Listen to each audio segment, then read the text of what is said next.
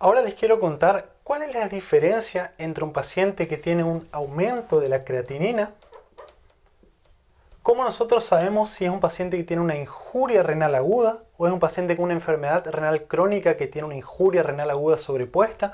¿O es un paciente simplemente una enfermedad renal crónica estadio avanzado, por ejemplo estadio 4 o 5, cuya creatinina aumentada ya es su nivel basal, sin haber empeorado? ¿Cómo nosotros diferenciamos esto? Fíjense, el paciente con enfermedad renal crónica que tiene una injuria renal aguda generalmente ya tiene estigmas de la comorbilidad crónica. Por ejemplo, es un paciente con diabetes, que ya tiene retinopatía, ya tiene proteinuria, ya tiene otras lesiones, ya tiene neuropatía, ¿sí? Es un paciente, por ejemplo, hipertenso, que ya tiene cardiopatía hipertensiva o ya tiene retinopatía, o ya tiene alguna otra lesión de la hipertensión de órgano blanco, ya tuvo accidente cerebrovascular, en fin. Ahora, el paciente con injuria renal aguda pura generalmente no tiene estigmas de una enfermedad crónica previa, aunque esto es variable, ¿sí? La medicina interna y la nefrología es tan amplia que esto es muy variable, entonces una división más de manera didáctica. ¿Estamos? El paciente con enfermedad renal crónica en estadio terminal, obviamente, en la categoría terminal, digamos, obviamente tiene los estigmas, ¿sí? Le pongo sí acá. Con respecto al laboratorio, el paciente con una enfermedad renal crónica previa, de larga data, generalmente ya tiene anemia, una hemoglobina oscilando entre 9, 10, más o menos, ¿sí? Una anemia normocítica, normocrónica. Generalmente ya tiene una disminución del calcio y un aumento del fósforo. Generalmente por esto ya tiene un aumento de la hormona paratiroidea o hormona PTH. Tiene un hiperparatiroidismo secundario, muchas veces terciario. El paciente con una enfermedad renal crónica sin injuria renal aguda es lo mismo acá. ¿Estamos? Ahora, el paciente con una injuria renal aguda generalmente no tiene estas alteraciones laboratoriales. Con respecto al tamaño renal, generalmente el paciente con injuria renal aguda tiene un tamaño normal, o sea, entre 11, 12 centímetros más o menos.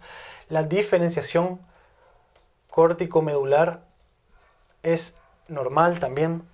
La ecogenicidad de la corteza es normal. El ancho de la corteza es normal, 1 centímetro más o menos. La capa cortical en la ecografía.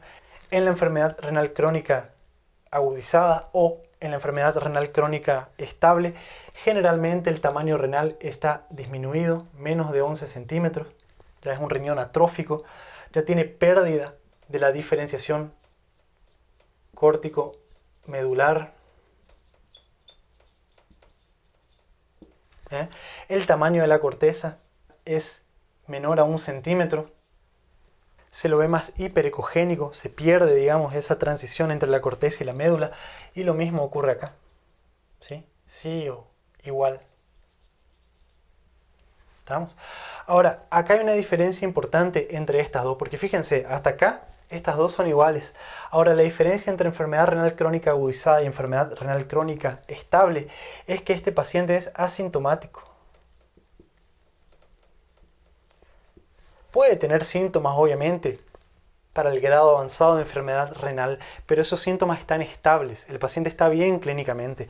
Puede tener 280, 300 de urea, con 6, 6,5, muchas veces más de creatinina, y el paciente puede estar sin síntomas urémicos. Ahora, ese paciente comienza a tener síntomas. Eso que está acá es importante, ¿sí? El paciente con injuria renal aguda obviamente va a tener síntomas, pero los síntomas lo tolera menos.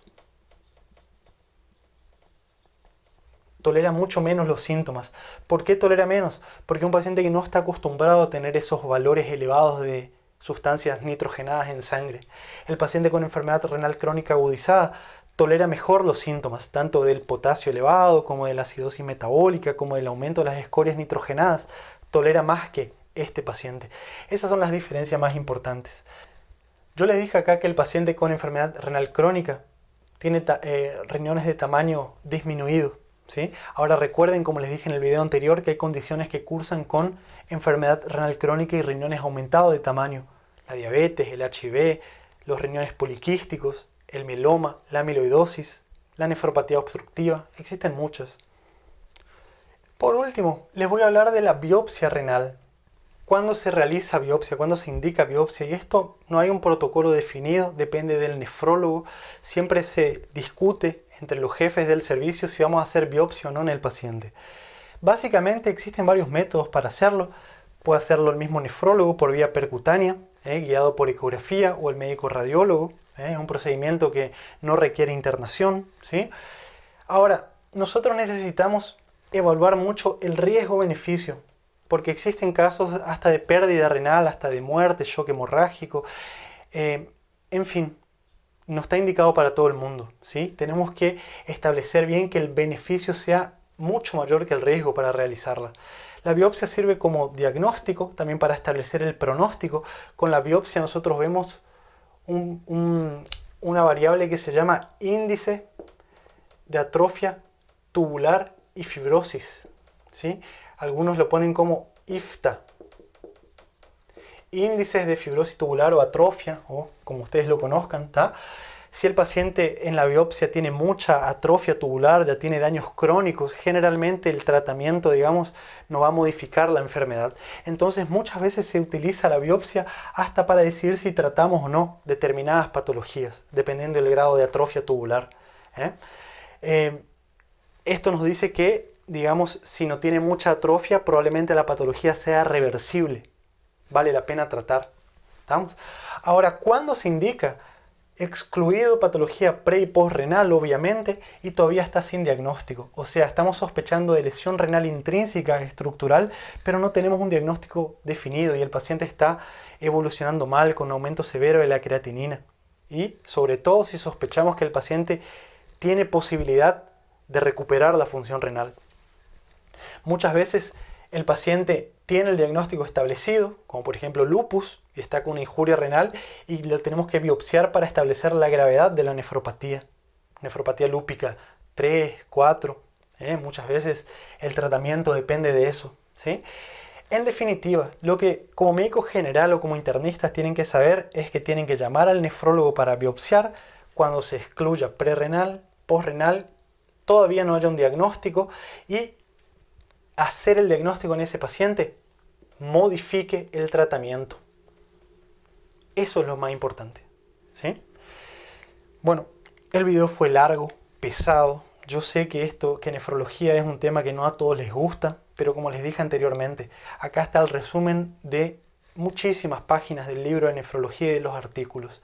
Espero que el video te haya gustado. Pone pausa, míralo de nuevo, mándame tu foto viendo el video, seguime en las redes sociales y visítanos en nuestro sitio web Dr. Beller Med para buscar los PDF de los videos que los vamos subiendo a medida que tenemos tiempo de hacerlos, ¿sí? Y no te pierdas los siguientes videos, nos vemos muy pronto con mucho más material. Un saludo desde mi rincón del mundo.